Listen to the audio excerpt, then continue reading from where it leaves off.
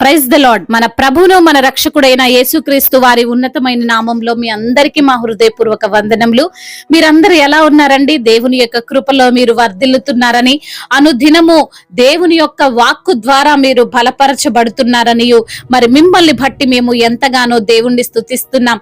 ఈ రోజున కూడా ఒక చక్కని మాట ద్వారా దేవుడు మనతో మాట్లాడడానికి ఇష్టపడుతున్నాడు. ఆ యొక్క వాక్యాన్ని మనము ధ్యానం చేసుకుందాం. కీర్తనల గ్రంథము 99వ కీర్తన 5వ వచనాన్ని చదువుకుందాం. మన దేవుడైన యెహోవాను ఘనపరచుడి, ఆయన పాదపీఠము ఎదుట సాగిలపడుడి, ఆయన పరిశుద్ధుడు. హల్లెలూయా. మన దేవుడు పరిశుద్ధుడు, మన దేవుడు యథార్థత కలిగిన దేవుడు, మన దేవుడు న్యాయవంతుడు. ఆయన ఎదుట సాగిలపడండి అని ఈ రోజున దేవుడు నీతో మాట్లాడుతున్నాడు. మనుషుల ఎదుట నువ్వు సాగిలపడ్డావేమో, మనుషుల ఎదుటికి వెళ్ళి ప్రాధేయపడుతున్నావేమో, నా భర్తను మార్చండి అని వారి చుట్టూ వీరి చుట్టూ తిరుగుతున్నావేమో, నా పిల్లల్ని మార్చండి అని పెద్ద మనుషుల చుట్టూ తిరుగుతున్నావేమో, నాకు న్యాయం జరిగించండి అని కోర్టుల చుట్టూ నువ్వు తిరుగుతున్నావేమో, ఎవరి వలన నీకు సహాయమో కలగదు. వారి ఎదుట సాగిల పడితే నీవు తగ్గించబడతావు.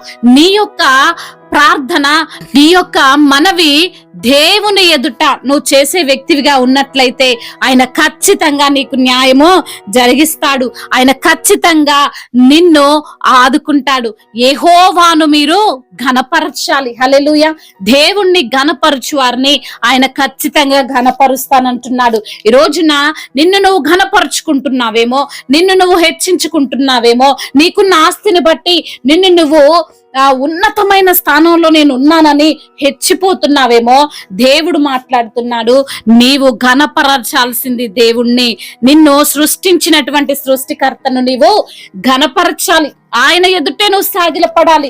వారి వైపు వీరి వైపు నువ్వు పరుగులు పెట్టకూడదని ఆయన పరిశుద్ధుడైనటువంటి దేవుడు నిన్ను కూడా పరిశుద్ధతలోనికి ఆయన మార్చి నిన్ను కూడా ఘనపరిచే వ్యక్తిగా ఆయన చేస్తానని ఈ రోజున నీతో మాట్లాడుతున్నాడు. హల్లెలూయా. దేవుణ్ణి ఘనపరిచే వ్యక్తిగా ఉన్నావా? నిన్ను నువ్వు ఘనపరుచుకునే వ్యక్తిగా ఉన్నావా? దేవుని ఎదుట సాగిలపడే వ్యక్తిగా ఉన్నావా? నీవు మనుషుల ఎదుట సాగిలపడే వ్యక్తిగా ఉన్నావా? పరిశుద్ధుడైనటువంటి ఆయన నమ్ముకొని జీవిస్తున్నావా అని దేవుడు నీతో మాట్లాడుతున్నాడు. నిన్ను సరిచేస్తున్నాడు. మనుషుల తట్టు నువ్వు చూస్తే నీకు సహాయం రాదు.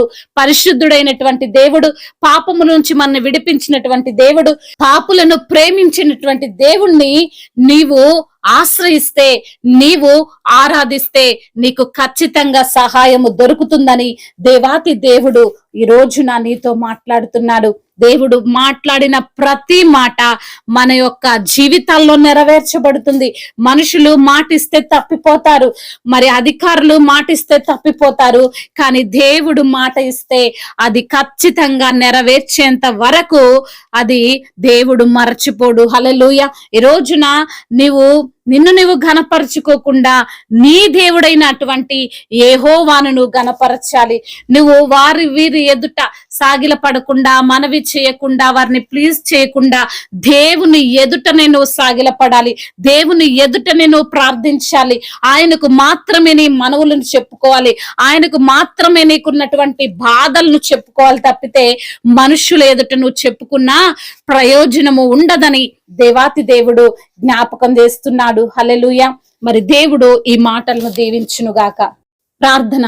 పరిశుద్ధుడా, ప్రేమగల తండ్రి, కృపగలిగిన దేవా, నీకు వందనాలు, స్తోత్రాలు ప్రభా.